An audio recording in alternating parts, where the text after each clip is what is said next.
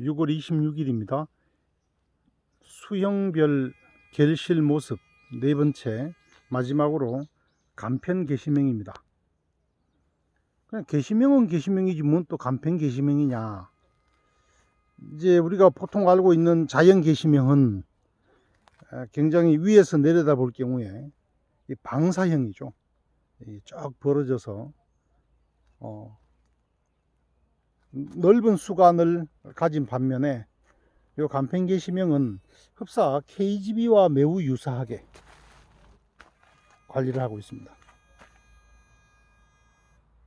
이 흑자색이용 만생인데 잎 속에 다 감춰져 있는데도 이렇게 무리 없이 착색이 고르죠. 굉장히 고릅니다.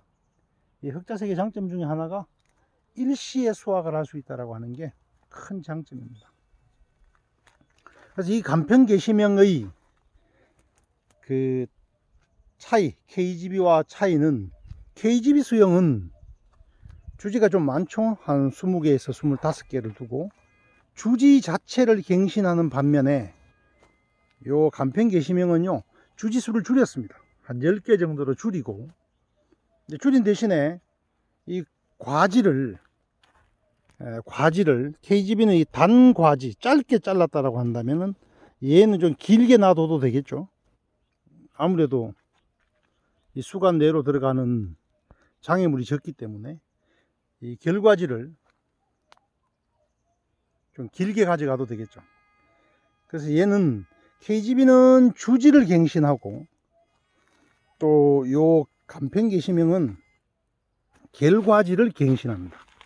그러니까 주지는 영구지가 되는 거죠. 이 주지는 영구지로 가져가면서 과지를 교체해 나가는.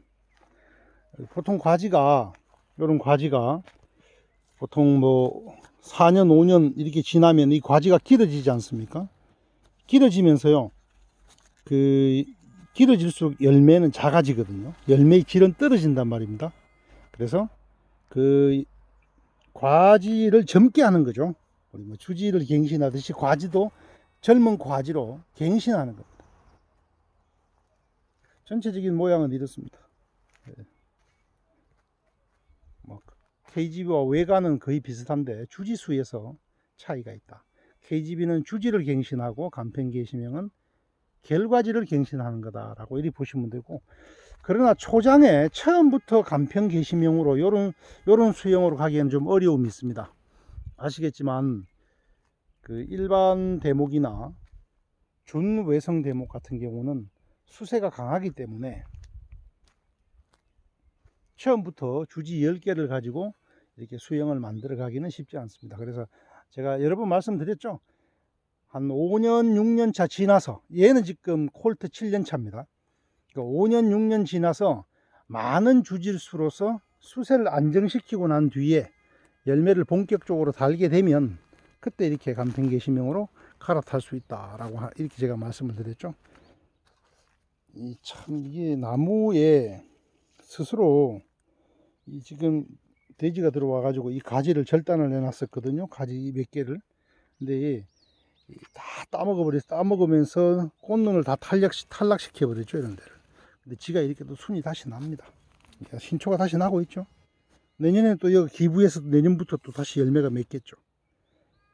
그래서 참 이 나무가 스스로 자기 자신을 통제하는 능력은 우리 사람보다 훨씬 나은 것 같아요. 그래서 혹시 제가 뭐 몇 번 말씀드렸습니다만은, 내가 전정을 잘못했다, 실수했다 하더라도 낙담하지 마시라는 거죠.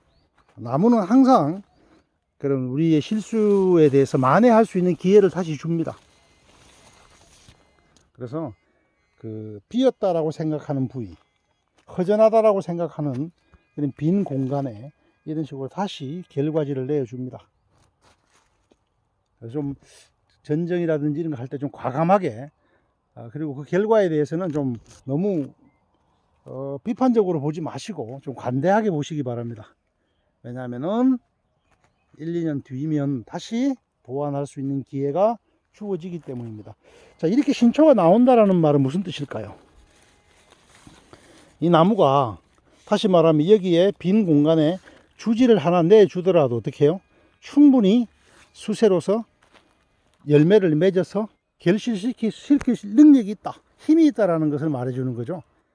그래서 그 나무도 이렇게 생각이 있고 스스로 또 이렇게 뭐라고 무슨 능력이라고 해야 될까요? 이거 갖다가 조절 능력 이런 게 있기 때문에 나무를 한번 믿어 보시는 것도 좋습니다. 사람의 손이 가야 될 시기가 있긴 하겠지만 한번 우리가 실수한 부분에 대해서는 이렇게 만회할 수 있는 기회가 온다라고 하는, 전체적인 모양이 중요하겠죠. 전체적인 모양을 보시고 KGB에서 왜 제가 이 수형을 생각하냐면요, 그 가장 큰 이유가 있습니다. 일본종 같은 경우에 사실 심어 놓은 나무를 이렇게 갱신한다는 게 쉽지 않지 않습니까?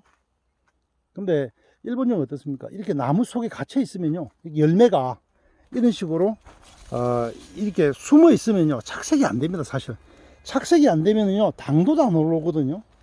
당도도 안 올라옵니다, 일본종 같은 경우는.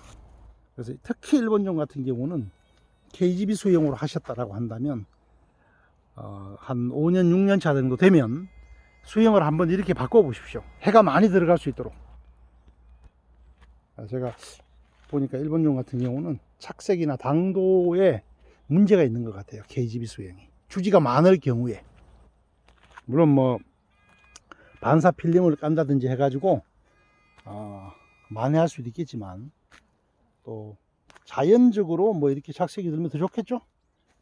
그런 의미에서 제가 말씀을 드렸고, 이 수형의 의미가 또 그런 데 있지 않을까라는 생각에서 제가 이렇게, 이런 방법도 있다는 거죠. 그런 문제점을 가지신 분들이 고민을 하고 계신다면 해결 방법이 또 이런 방법이 어떨까라는 그런 취지에서 간편 계시면 KGB하고 똑같습니다. 단 KGB 5년 6년 차에서 주지수를 줄여서 요 수용으로 한번 개작해 볼 수 있다라고 하는 취지에서 말씀을 드렸습니다. 지금 굉장히 만생인데요, 저 농장에서는 퇴출을 했습니다. 요 품종을 다 퇴출을 했는데 이 수형 때문에 이 세 그루를 남겨뒀어요. 수형 때문에. 그래서 뭐 열매는 올해는 희한해요. 비가 그만이 왔는데도, 그렇게 비가 많이 왔는데도 이거 비가림 안 했거든요. 이렇게 깨끗합니다. 내가 어디 터졌니? 나한테 무슨 문제 있어? 왜 날 퇴출하려고 했어? 이거 마치 제게 이렇게 무언의 항의를 하듯이 말입니다. 그렇지만 크기는 평균 8g입니다. 8g. 큰 거는 뭐 이런 거 같은 경우는 뭐 한 9g, 10g도 나오겠지만 평균적으로는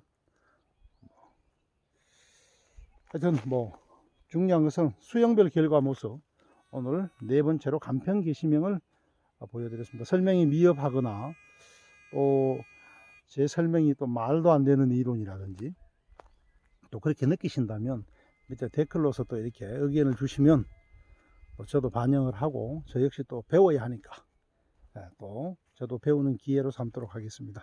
이상 6월 26일 경북 동해안 영덕 키토산 체리 농장이었습니다. 감사합니다.